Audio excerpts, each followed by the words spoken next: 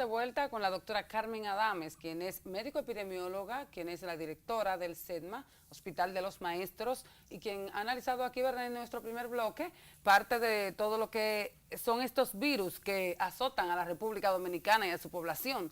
En el caso particular nos quedamos con el tema de la malaria y no me gustaría terminarlo sin explicar cuáles son esos síntomas que puede sentir la persona y puede para decir, bueno, tengo dengue, tengo zika, tengo chikungunya o tengo malaria. Y también, ¿cómo se podría esto complicar? Porque la gente le tiene un poco más de temor a la malaria que al mismo dengue, en caso particular. Sí, bueno, lo que sucede es que la malaria tiene una manifestación también que es leve y que se parece mucho al dengue. Es una tarea del profesional de la salud saber con qué viniste. ¿Cuál Porque de el ellas médico es? no, el paciente por sí solo no va a saber, tengo dengue, tengo chikungunya, tengo zika o tengo malaria. Es realmente el médico, desde que le llega a un paciente febril, lo primero que tiene que pensar es en una de estas 4 enfermedades, porque nosotros vivimos en un país tropical, Claro. y porque además es un brote constante. Entonces es preferible que usted ponga descartar dengue y que no lo sea, a que usted no lo ponga y piense que es una gripe común y sí sea un dengue y el paciente se le complique, usted lo mande para la casa. Entonces es preferible siempre, desde el Ministerio de Salud Pública se les recomienda esto a los médicos. Además, el Ministerio de Salud Pública, la guía de atención sobre dengue, tiene toda la forma de cómo se puede hacer el diagnóstico diferencial entre una enfermedad y otra. Y lo chulo de esto es que también el ministerio está a la moda y tiene una aplicación que los médicos lo descargan en sus celulares, y si se le olvidó algo del algoritmo para el tratamiento, lo revisa ahí. Pero deben de tratar, atención colegas, deben de tratar de cumplir con ese algoritmo para evitar la muerte. Sí. Ahora, en el caso de la malaria, lo primero es que se investiga, es muy fácil versus dengue y sus familiares, como yo le digo, llegar al diagnóstico, porque numerosas familias. Sí, porque el diagnóstico de la malaria se hace de manera más rapidita, se hace con una gota gruesa. Por ejemplo, se reporta una persona con fiebre, decaimiento, siempre se toma en cuenta el entorno. Sí, claro. En una zona donde hay un brote de malaria, porque hay 5 casos, 3 casos, no es que estoy diciendo que hay miles, porque a veces creemos que cuando hablamos de brote, sí, a veces creemos que el número es muy alto, que es por el número. Entonces los técnicos, se llaman a los técnicos del CENSET, ellos tienen promotores a nivel nacional, van, le toman lo que se llama la prueba de la gota gruesa, con esa gota en una plaquita hacen un extendido y lo ponen al microscopio, y ahí van a ver si el paciente está afectado de malaria o no. Si tiene una malaria leve, no va a pasar de los mismos síntomas que habíamos mencionado: malestar general, decaimiento, pérdida del apetito, fiebre, dolor de cabeza, náusea. ¿Hay más riesgo de muerte vómito con el tema malaria? Si se complica, que es la segunda parte. Lo primero que ameritaría ingreso en un hospital, ameritaría medicamentos como antibióticos.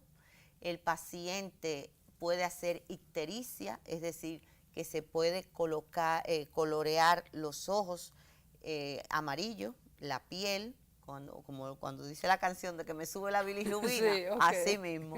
¿Por qué? Porque los glóbulos rojos se rompen, porque esta bacteria que produce esta enfermedad se engancha en los glóbulos rojos y se rompen.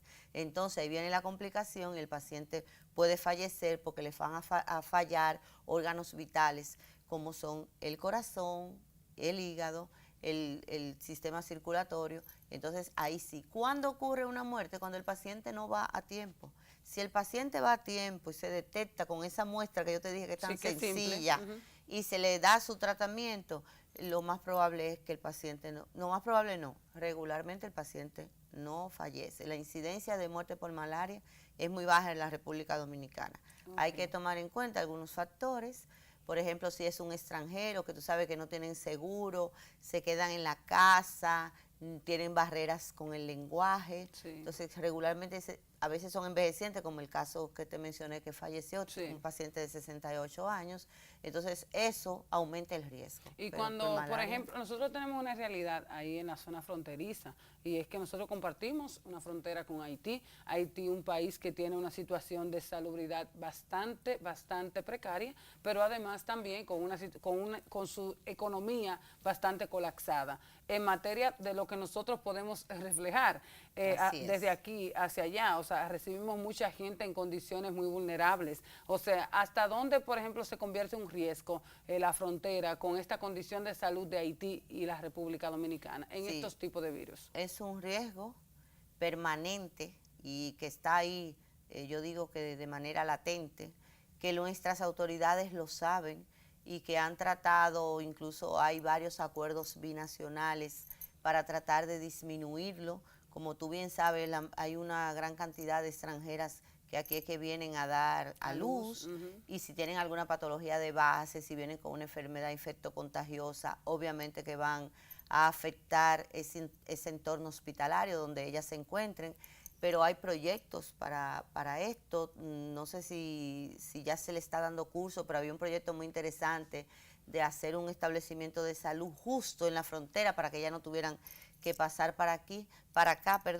Nosotros tenemos una vigilancia epidemiológica bastante ágil en la frontera, y existe ya aprobado por la OPS el Reglamento Internacional Sanitario, donde ellos tienen que respetar unos parámetros y unos indicadores establecidos, y nosotros también. No obstante, todo eso que estamos hablando, sabemos que hay migraciones irregulares, que los cruzan, que tú crees que vive uno y cuando en la noche tú ves que viven 20.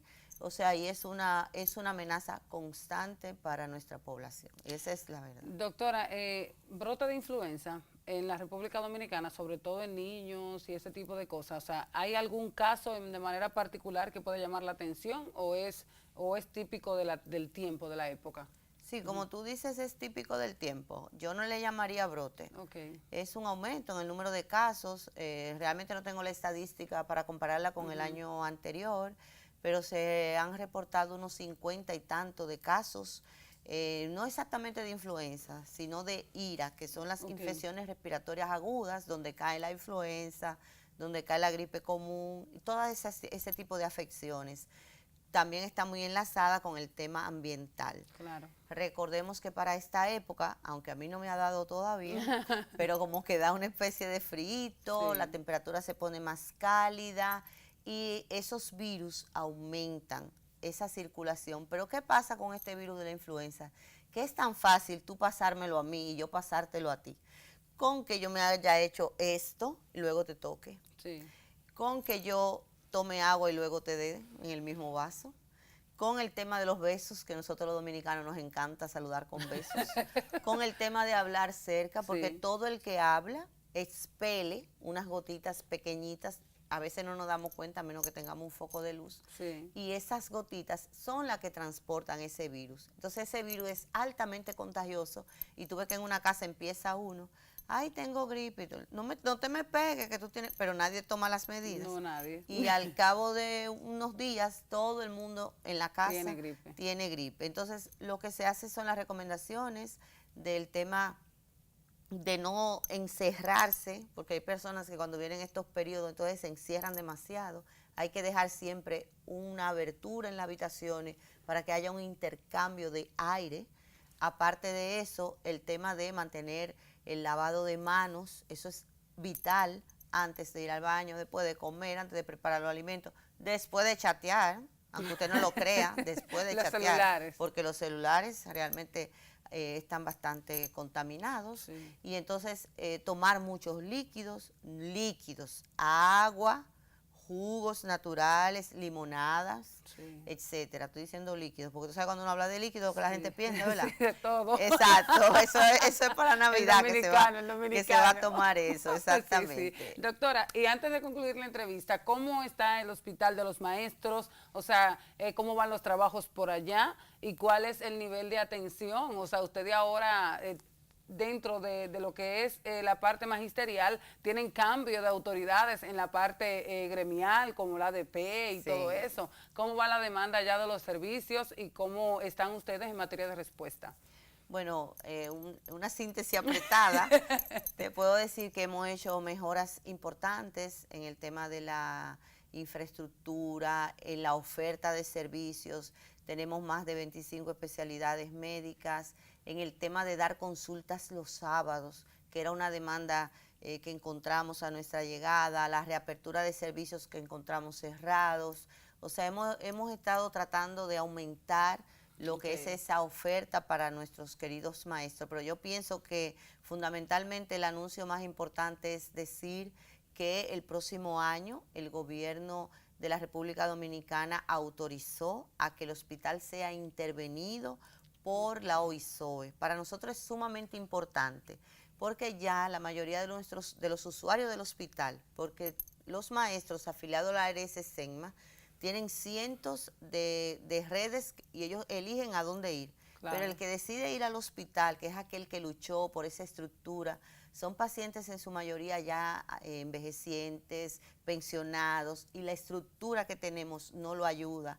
Tenemos escalones altísimos, tenemos ascensores que no están funcionando. O sea, la estructura merita una intervención y vamos a tener un hospital como se lo merecen los maestros de nuestro país. En cuanto a lo que tiene que ver con el cambio de gestión, nosotros siempre en la gestión anterior tuvimos una colaboración muy importante porque a mi llegada creamos el Consejo Hospitalario, que está integrado por usuarios, por el gremio y por la ARS, para ayudarnos a trazar las políticas para poder mejorar la calidad del servicio, y la ADP forma parte. Entonces cualquier gestión, queja y todo lo demás, ellos tienen ese mecanismo, pero además tú sabes que siempre en este país se utiliza las líneas directas y nosotros estamos abiertos a cualquier hora para responder a esa demanda. En los próximos días estaremos por allá porque vamos a hacerle una presentación de todo lo que ha ocurrido desde mi llegada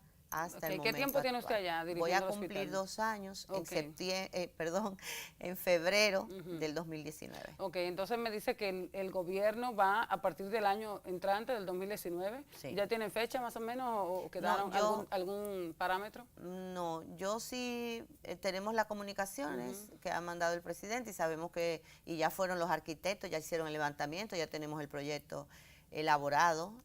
Lo que nos falta es la aprobación del presupuesto, que ustedes saben que todavía está en la Cámara Legislativa, y luego que el presupuesto esté aprobado, yo asumo que entre marzo y abril iniciarán los trabajos, porque recordemos que en nuestro país a partir del 15 se paraliza hasta el 15 de enero, más los fondos públicos, entonces se tardan unos meses más para ser erogados. Entonces es lo que pensamos. Es más o menos no nos hemos sentado para ver cómo va a ser la estrategia para no interrumpir todos los servicios, pero una vez vamos a utilizar todas nuestras redes sociales para que los maestros estén informados sobre cómo se va a hacer el proceso. Bueno, pues muchísimas gracias, doctora, de verdad, por todas las informaciones muy edificantes y sobre todo ese último dato de que va a ser intervenido el hospital es muy importante para la República Dominicana en el sistema de salud y sobre todo para los maestros que son los principales usuarios. Así que gracias por habernos acompañado. Bueno, señores, también gracias a ustedes por haber estado con nosotros. Siempre aquí fiel, ¿verdad? Su espacio de detalle semanal y nosotros, como siempre, con el compromiso de informarles. Bye, bye.